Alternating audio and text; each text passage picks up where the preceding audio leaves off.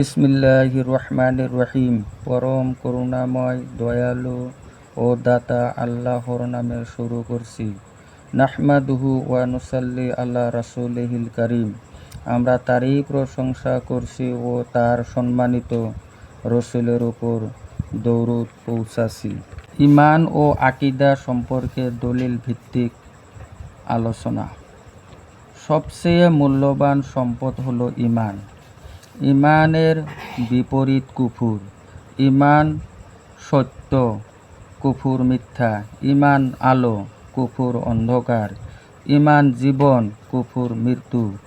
ঈমান পূর্ণ কল্যাণ আর কুফর পূর্ণ অকল্যাণ। ঈমান সরল পথ আর কুফর ভ্রষ্টতার রাস্তা। ঈমান মুসলমানের কাছে প্রাণের চেয়েও প্রিয়। ঈমানদার সকল কষ্ট সহ্য করিতে পারে, মৃত্যুকেও আলিঙ্গন করিতে পারে, কিন্তু ঈমান ছাড়িতে পারে না। ঈমান তার কাছে সব কিছু থেকেই বড়। ঈমান শুধু মুখে কালেমা পড়ার নাম নয়, ইসলামকে তার সকল অপরিহার্য আনুষঙ্গ সহ মনে প্রাণে কবুল করার নাম। আর এ কারণে মুমিনকে হতে হবে সুদৃঢ়, সত্যবাদী ও সত্যনিষ্ঠা। মুমিন কখনো শৈথল্যবাদী হতে পারে না। ঈমান তো অবিচল ও ধীর বিশ্বাসের নাম। বিশ্বাস যদি ধীরই না হয়, তবে তা ঈমান কিভাবে হয়? কোরআনে মজিদে সূরা আল আজহাবের 15 নং আয়াতে ইরশাদ করেন যে, তারাই মুমিন যারা আল্লাহ ও তার রসুলের প্রতি ঈমান আনে, পরে সন্দেহ করে না এবং জীবন ও সম্পদের তারা আল্লাহর পথে জিহাদ করে, তারাই সত্যনিষ্ঠা। কাফির ও মুনাফিকের বৈশিষ্ট্য মুমিন নয়। সূরা তওবার 44 এবং 45 নং আয়াতে আল্লাহ তাআলা ইরশাদ করেন, যারা আল্লাহ ও শেষ দিবসে ঈমান আনে তারা নিজ সম্পদ ও জীবনের দ্বারা জিহাদে অব্যাহত পাওয়ার প্রার্থনা তোমার নিকট করে না। আল্লাহ মুত্তাকিদের সন্দেহ সবিশেষ অভিহিত। তোমার নিকট অব্যাহত প্রার্থনা শুধু ওরাই করে যারা আল্লাহ ও শেষ দিবসে ঈমান আনে না এবং যাদের চিত্ত সংশয়যুক্ত, এরা তো আপন সংশয়ে দ্বিধাগ্রস্ত। ঈমান আনার অনিবার্য অর্থ বান্দা নিজকে আল্লাহর কাছে সমর্পণ করে, তার প্রতিটি আদেশ নিষেধ শিরোধার্য করে।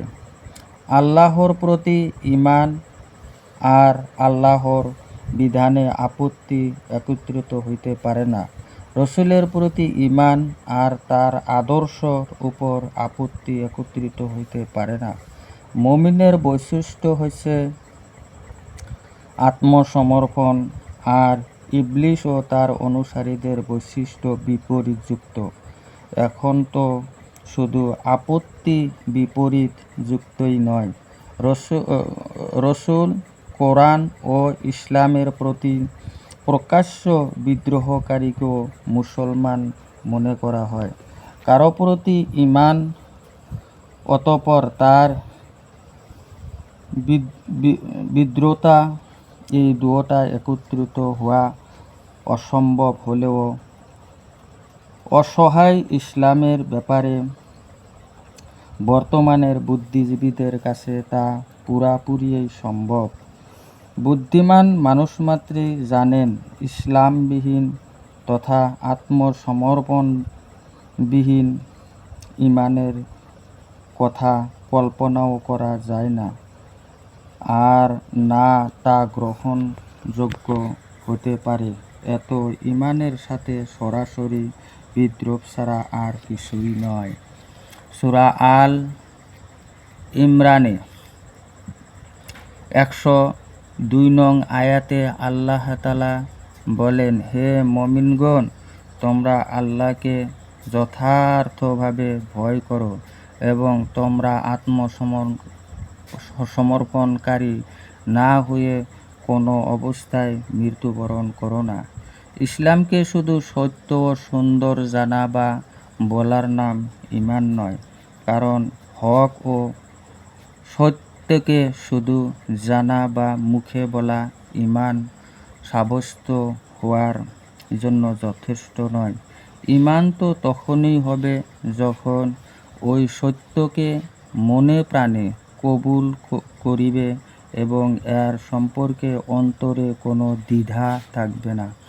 মুসলমানের ভালোবাসা হবে আল্লাহ, তার রসূল ও তার নেক বান্দাদের প্রতি, আর কাফির, মুশরিক ও মুনাফিকের ভালোবাসা হবে তাদের নিজ নিজ নেতাদের প্রতি। সূরা আল আহজাবের 6 নং আয়াতে আল্লাহ তাআলা বলেন যে, নবী মুমিনদের নিকট তাদের নিজদের অপেক্ষা ঘনিষ্ঠতর এবং তার পত্নীগণ তাদের মাতা। সূরা আল ফাতহা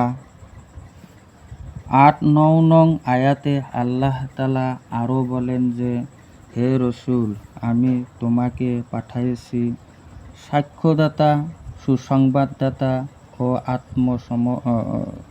সতর্ককারী রূপে, যাতে হে মানুষ, তোমরা আল্লাহ ও তার রসূলের প্রতি ঈমান আনো এবং রসূলকে শক্তি যোগাও, তাকে সম্মান করো, তার সকাল সন্ধ্যায় আল্লাহর পবিত্রতা ও মহিমা ঘোষণা করো। সহিহ বুখারী হাদিস নং 6632 ও মুসনাদে আহমদ হাদিস নং 1804 রাসূল সাল্লাল্লাহু আলাইহি ওয়াসাল্লাম বলেন, তোমরা কেউ ওই পর্যন্ত মুমিন হবে না যে পর্যন্ত আমি তার কাছে তার প্রাণের চেয়েও বেশি প্রিয় না হই।